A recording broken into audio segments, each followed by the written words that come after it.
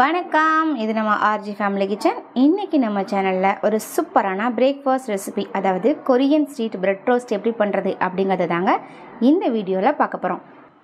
பாருங்கள், உங்களுக்கு நான் கட் பண்ணி காட்டுறேன். வீட்டில் இருக்கிற வெஜிடபிள்ஸை யூஸ் பண்ணி தாங்க இந்த பிரெட் ரோஸ்ட் பண்ணியிருக்கோம்.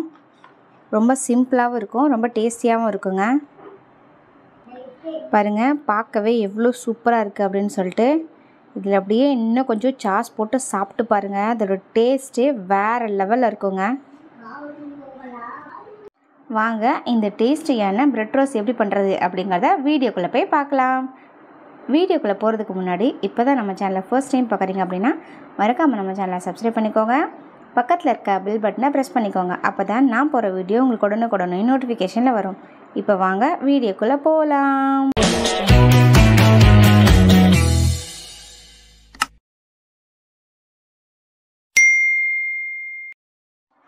டேஸ்டியான கொரியன் ஸ்ட்ரீட் பிரெட் ரோஸ்ட் எப்படி பண்ணுறதுங்கிறது தான் இந்த வீடியோவில் பார்க்க போகிறோம். இங்கே பாருங்கள், முட்டைக்கோஸை இந்த மாதிரி பொடி பொடியாக கட் பண்ணி எடுத்து வச்சுருக்கேன். கேரட்டை இந்த மாதிரி நீள்வாக்கில் ரொம்பவும் சின்ன சின்ன பீஸாக கட் பண்ணிக்கோங்க. இது கூடவே ஸ்ப்ரிங் ஆனியனையும் இது மாதிரி பொடியாக நறுக்கி எடுத்து வச்சுருக்கேன். இப்போ இது ஒரு ஓரமாக வச்சுக்கலாம். ஒரு பவுலில் நம்ம கட் பண்ணி வச்சுருந்த வெஜிடபிள்ஸ் எல்லாத்தையுமே சேர்த்துக்கலாம்.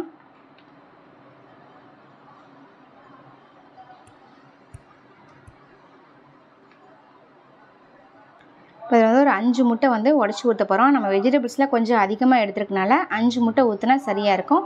நீங்கள் கம்மியாக எடுத்தீங்க அப்படின்னா 3 முட்டை ஊற்றிக்கோங்க.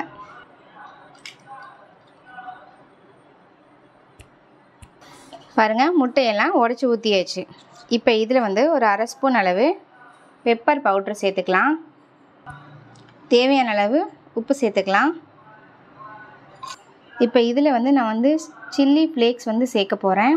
அதாவது நான் வரமிளகாயை அப்படியே விதையெல்லாம் எடுத்துகிட்டு அதை அப்படியே பொடியாக கட் பண்ணியிருக்கேன். நீங்கள் வேணும்னா ஒரு 3 வரமிளகாயை மிக்ஸி ஜாரில் சேர்த்து கொரப்பாக கூட அரைச்சி இதில் சேர்த்துக்கலாம்.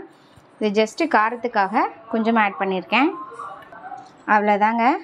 இதை அப்படியே நல்லா மிக்ஸ் பண்ணிக்கலாம். பாருங்கள், சூப்பராகவே மிக்ஸ் பண்ணியாச்சு. இப்போ இது ஒரு ஓரமாக வச்சுக்கலாம். ஃபஸ்ட்டு ப்ரெட்டை நல்லா டோஸ்ட் பண்ணி எடுத்து வச்சுக்கலாம். அதாவது இந்த பிரெட் டோஸ்ட் பண்ணுறதுக்கு நல்லா மில்க் ப்ரெட்டாக எடுத்தீங்க அப்படின்னா இது நல்லா டேஸ்டியாக இருக்கும். ஒருவேளை அவங்கக்கிட்ட கோதுமை ப்ரெட் தான் இருக்குது அப்படின்னா அதை வச்சும் கூட பண்ணலாம். பட் இதில் பண்ணிங்க அப்படின்னா நல்லா டேஸ்டியாக இருக்கும். இப்போது இந்த ப்ரெட்டை நம்ம டோஸ்ட் பண்ணிக்கலாம். ஒரு தோசை தவா வச்சுக்கோங்க. தோசை தவா சூடானதுக்கப்புறம் அப்படியே பட்டர் அப்ளை பண்ணிக்கோங்க. நம்ம எடுத்து வச்சிருந்த ப்ரெட்டை இந்த பட்டரில் டோஸ்ட் பண்ணிக்கலாம்.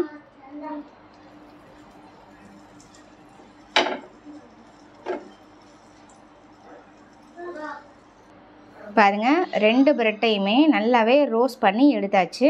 ரொம்ப கிறிஸ்பியாக வர்ற அளவுக்கு நம்ம ரோஸ்ட் பண்ணணுங்கிற அவசியம் இல்லை. இந்த மாதிரி லைட்டாக நீங்கள் ரோஸ்ட் பண்ணிட்டீங்கன்னா போதும். இங்கே பாருங்கள், அவ்வளோதான். இப்போ அதை தனியாக எடுத்து வச்சிடலாம். இதே மாதிரியே எல்லா ப்ரெட்டையுமே நம்ம டோஸ்ட் பண்ணி எடுத்துக்கலாம்.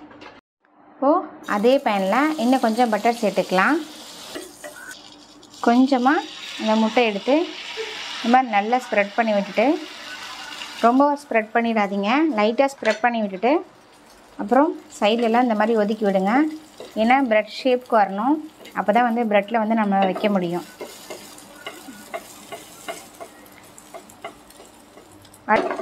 அடுப்பை லோ ஃப்ளேமில் வச்சுக்கோங்க.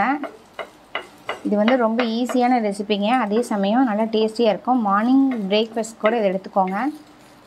ஹெல்த்தியான நல்ல ஒரு டேஸ்டியான ரெசிபி இது. கொஞ்சம் மெதுவாக அழுங்காமல் திருப்பி போட்டுக்கோங்க. முடிஞ்ச வரைக்கும் இந்த மாதிரி 2 தோசை கண்டு யூஸ் பண்ணுங்கள். அப்போ தான் திருப்ப முடியும்.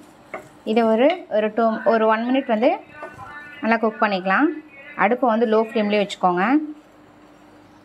இந்த மாதிரியான ஒரு ரெசிபி பண்ணி கொடுங்க. குழந்தைங்களாம் ரொம்ப விரும்பி சாப்பிடுவாங்க. ரொம்ப டேஸ்டியாக இருக்கும். இது அப்படியே ரெடி ஆயிடுச்சு. ஒரு ஆம்லேட் மாதிரி ரெடி ஆகிருக்கு பாருங்கள். அவ்வளோதாங்க, சூப்பராக. இது ஒரு பிளேட்டுக்கு மாற்றியாச்சு. இதே மாதிரி நீங்கள் எல்லாத்தையுமே சுற்றி எடுத்துக்கலாம்.